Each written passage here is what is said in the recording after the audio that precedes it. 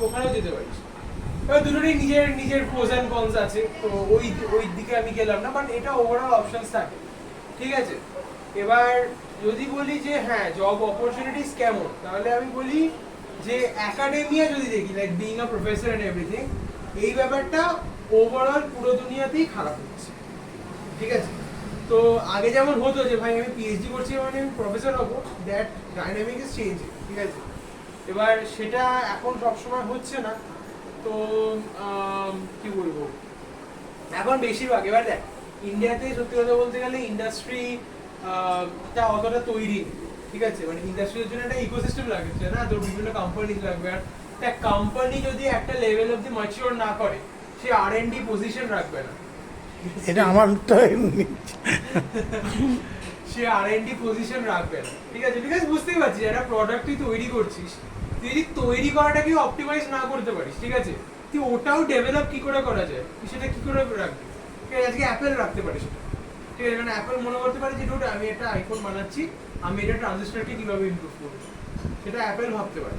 But সেটা আমি যেটা স্মল স্কেল বিজনেসে আসি, ঠিক আছে, এটা মুদিখানার দোকান ভাববে, বা মুদিখানাতে যদি আমি বলি মুদিখানা ভার্সেস ধর বাইরে একটা বড় ওয়ালমার্ট, টেকনিক্যালি মুদিখানা, ঠিক আছে, কিন্তু ওয়ালমার্ট ভাবতে পারে যে আমি কিভাবে আমার সেলসটাকে অপটিমাইজ করবো, সেই জন্য একটা আর&ডি উইং রাখবো, ঠিক আছে। বাট সেটা আমাদের মুদিখানা ভাবতে পারবে।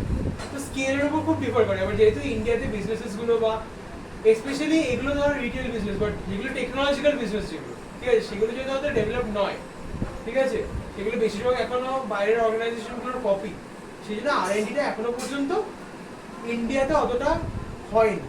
বাট অবভিয়াসলি ভবিষ্যতে হবে বলেই আশা করা যায়। এবার অবভিয়াসলি ফিউচারকে দেখেছে, যেগুলো দেখে বাইরে এগুলোর স্কোপ আছে, ভালো রকম স্কোপ আছে, ঠিক আছে।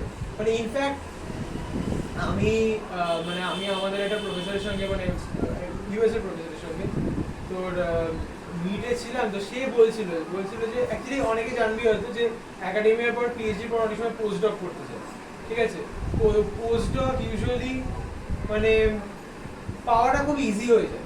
কেন বলছি, কারণ বেশিরভাগ পিএইচডিসরা এখন বাইরে, স্পেশালি যারা পিএইচডি করছে তারা পোস্ট ডকে যেতে চায় না, বিকজ আমি ইউএসএ ডাইনামিক বলছি, ইউএসএ তে তুই ইন্ডাস্ট্রিতে যদি পিএইচডি পর ইন্ডাস্ট্রিতে যাস, তুই ধর বিফোর ট্যাক্সেস ইয়ারলি $100,000 পাওয়া কোনো ব্যাপার, ঠিক আছে, সেটাই পোস্ট ডকে গেলে $60,000। তো আর পোস্ট ডকে খাটাবে অনেক বেশি, তো ইউজুয়ালি লোকজন ইন্ডাস্ট্রিতে যেতে চাইছে, ঠিক আছে, পে বেশি, জব স্যাটিসফ্যাকশন বেশি, ওয়ার্ক লাইফ ব্যালেন্স বেশি, কেন যাবে না। কিন্তু তো সেই জন্য কি হচ্ছে, পোস্ট ডকের মানে পজিশনগুলো খুব ফাঁকা, ঠিক আছে। তো মানে আমি যেমন ধর যাচ্ছি ইউনিভার্সিটি অফ অ্যারিজোনা, তার মোটামুটি ওয়ার্ল্ড র্যাঙ্ক ধর 280 মধ্যে। তো আমাদের এখান থেকে আমি যদি ধর মানে পোস্ট ডক করতে চাই, আমার ইচ্ছে নেই, বাট যদি যাই, ঠিক আছে, আমার কিন্তু মানে এই যে টপ যেগুলোর নাম শুনেছি, এমআইটি, হার্ভার্ড, স্ট্যানফোর্ড, বা তার একটু নিচে Yale, university of Pennsylvania, top 20-30 university যেগুলো, ওগুলো থেকে যদি আমি পোস্ট ডক করতে চাই, এটা কিন্তু খুব কঠিন হবে, ঠিক আছে, বিশাল কঠিন কিছু হবে, যাওয়া যায়। তো এটা হলে কি একটা ব্যাপার।